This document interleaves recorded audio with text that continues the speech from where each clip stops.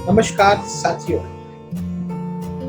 आज हम दुनिया भर में चल रहे घटनाक्रम को मद्देनजर रखते हुए एक बहुत महत्वपूर्ण विषय पर बात कर रहे हैं। आज हम बात कर रहे हैं भारत और चीन की वर्तमान स्थिति पर। इस स्थिति पर जाने से पहले हमें इस बात को समझ लेना चाहिए। भारत और चीन दक्षिण एशिया या एशिया की दो बड़ी शक्तियां हैं। बड़ी शक्तियां कहने का मतलब इन देशों के या इन दोनों महादेशों में दो तीन बातें बहुत सामान्य या कॉमन है। पहला, दोनों ही देश आबादी के लिहाज से दुनिया के सबसे बड़े देश हैं और दोनों ही देशों के अंदर आबादी का एक बड़ा हिस्सा युवाओं का है। तीसरा, तो बहुत महत्वपूर्ण है, दोनों ही देश एक दूसरे के व्यापारिक सहयोगी रहे हैं या एक दूसरे को बहुत हद तक व्यापारिक या तो मार्केट प्रोवाइड करते हैं या एक दूसरे के लिए व्यापारिक साजो सामान का एक बड़ा केंद्र रहे। इसके अलावा ये जान लेना बहुत जरूरी है कि वर्तमान या ऐतिहासिक परिप्रेक्ष्य में भारत और चीन के रिलेशंस कैसे रहे हैं। एक पर्यटन विद होने के नाते हम ये जानते हैं कि दुनिया के अंतर्राष्ट्रीय पर्यटन परिदृश्य पर भारत चाइना से या चीन से कमतर तो नहीं, लेकिन चीन अंतर्राष्ट्रीय पर्यटन में भारत से अग्रणी पायदानों पर रहा है। इसके कई कारण हैं। सबसे पहला, भारत में पर्यटन शायद प्राथमिक क्षेत्र नहीं रहा।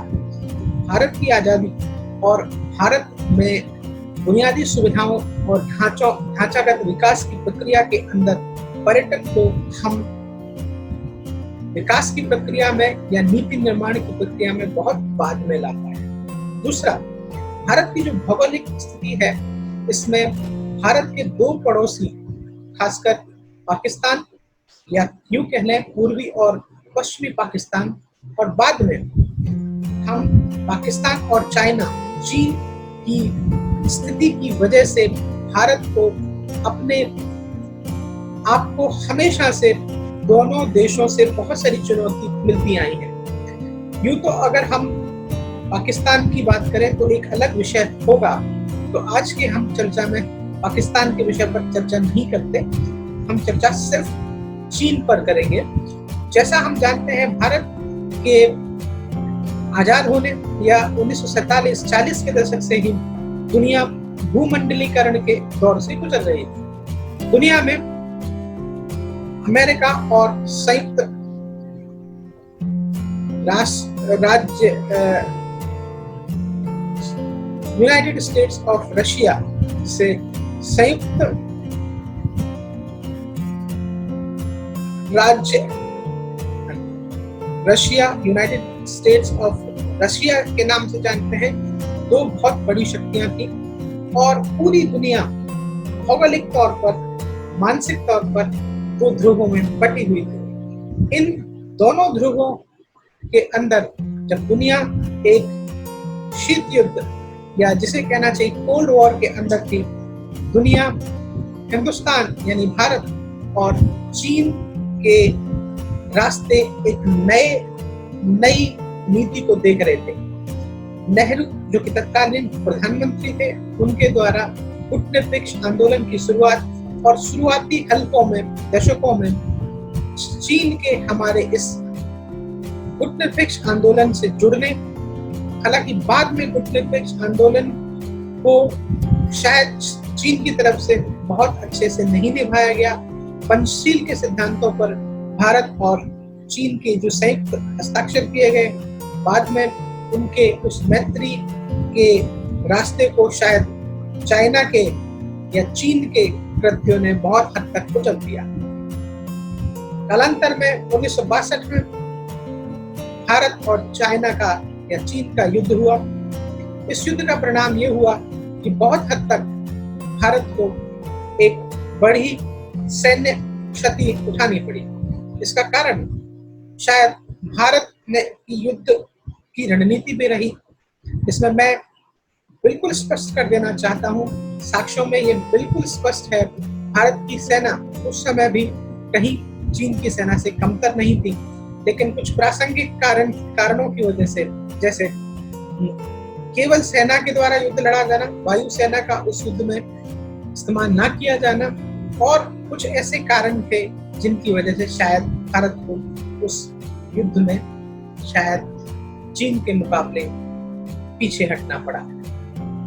बाद में नेहरू के बाद हमारे तत्कालीन प्रधानमंत्रियों के द्वारा भारत की विदेश नीति चाइना के प्रति उदारवाद की रही।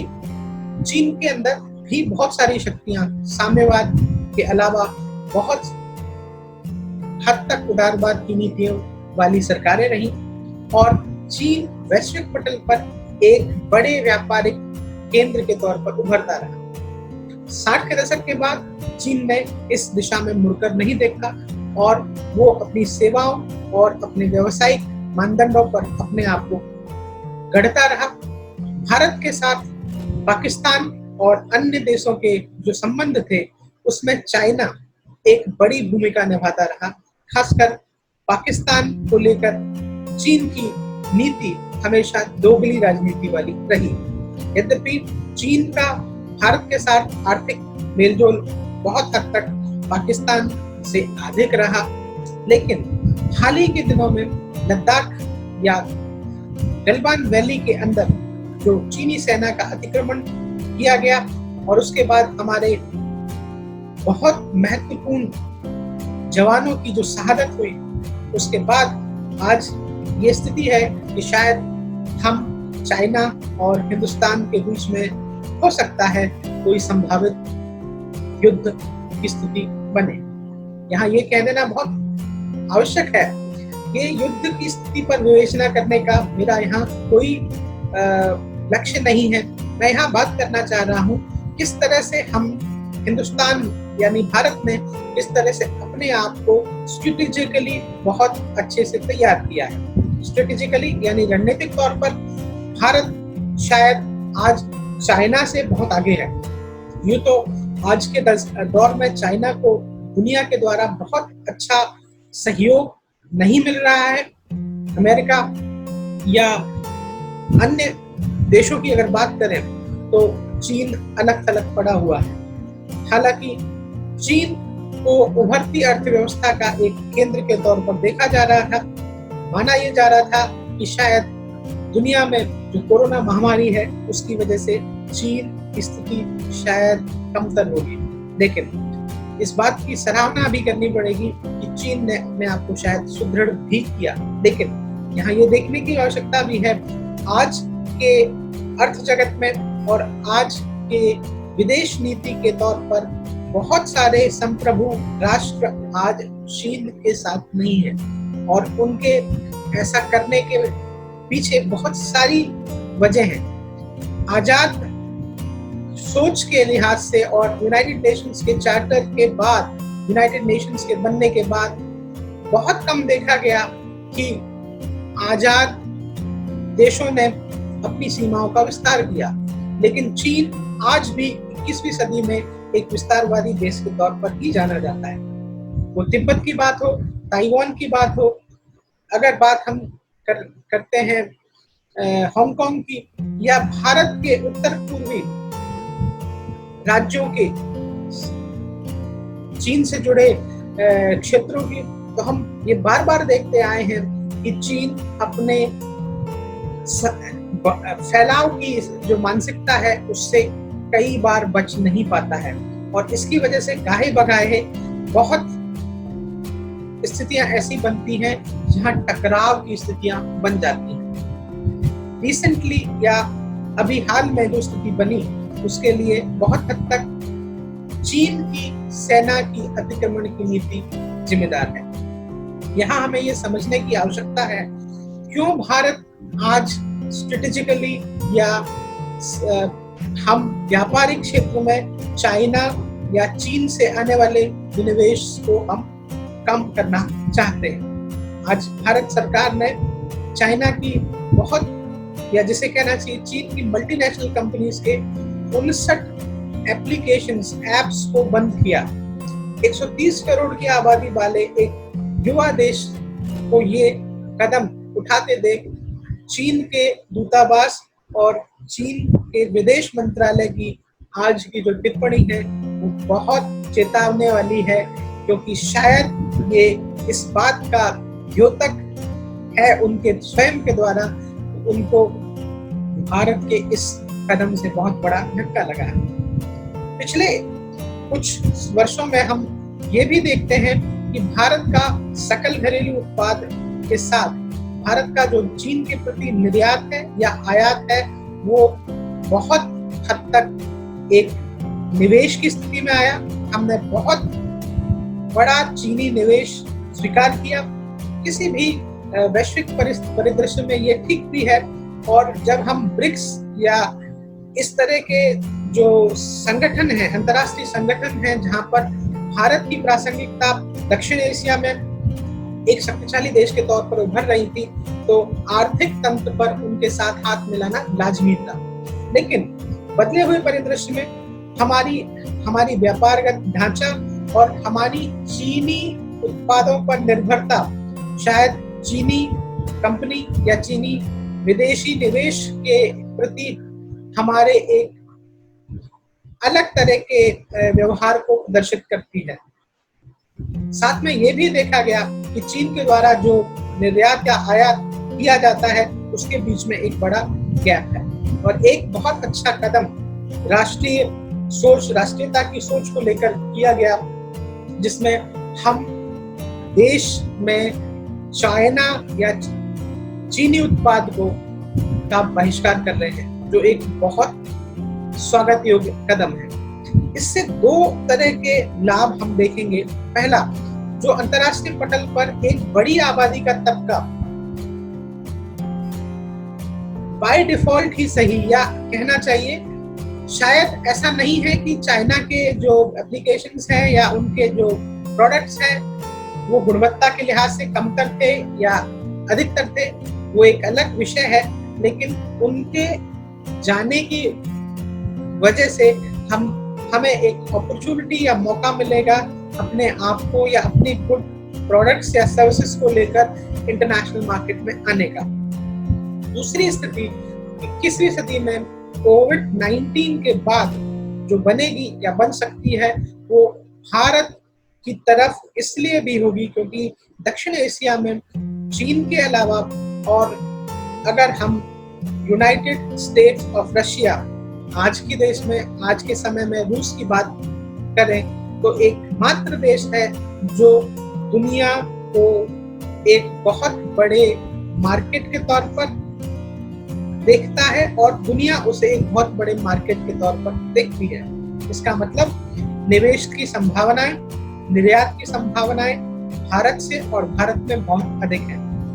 इसका अर्थ ये भी है कि बदले आर्थिक तंत्र में जब हम कोरोना महामारी से बच के निकल रहे होंगे और अगर हम अपने क्वालिटीज, प्रमोशंस और अपने स्वदेशी के स्लोगन पर कॉन्सेंट्रेट करें, अगर बहुत गंभीरता से चिंतन करें और उसे एक अच्छे रिवाइवल के साथ आगे ले जाएं, तो बहुत हद तक इस एक बिखराव का, एक चीनी उत्पाद के जो बहिष्कार का एक बहुत बड़ा आर्थिक, सामाजिक और राजनयिक लाभ भारत ले सकता है।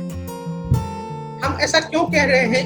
ऐसा इसलिए भी कहा जा रहा है क्योंकि भारत के पास वो तकनीक है, वो क्षमता है, उपलब्ध युवा और रोजगार सम्यक युवाओं की सोच है, जिसके बल पर हम ये बात कह पा रहे हैं।